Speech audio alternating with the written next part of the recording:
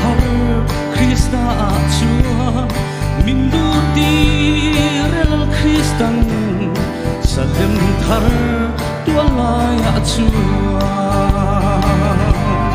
chu kun noa ma tang chuanin kan ron thire ho fer hi salem thar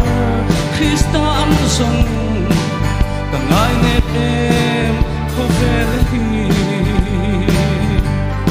arorel na nuaya chua an fel vek mai en kim hi arem ruat na nuaya chuan kan cholin kan muang ani chu pun nuwa matang chuanin kan ron thire ho ver hi salem thar Krista ang song kangai ne pem ho ver hi o kashu ache shin itana thiu thaver chu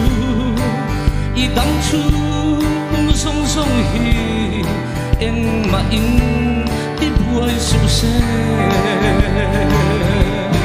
chu kun nuwa matang chuanin kan ron thire ho ver hi salem thar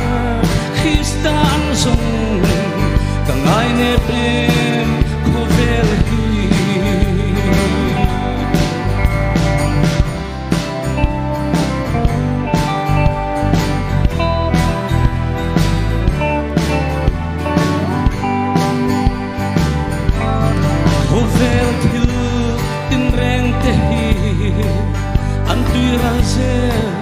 Krista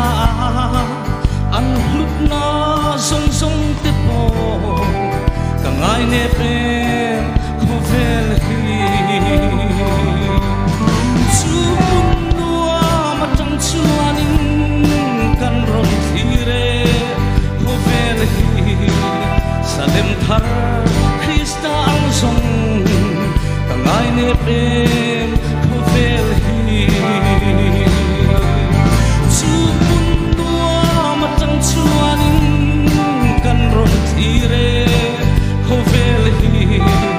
salem thar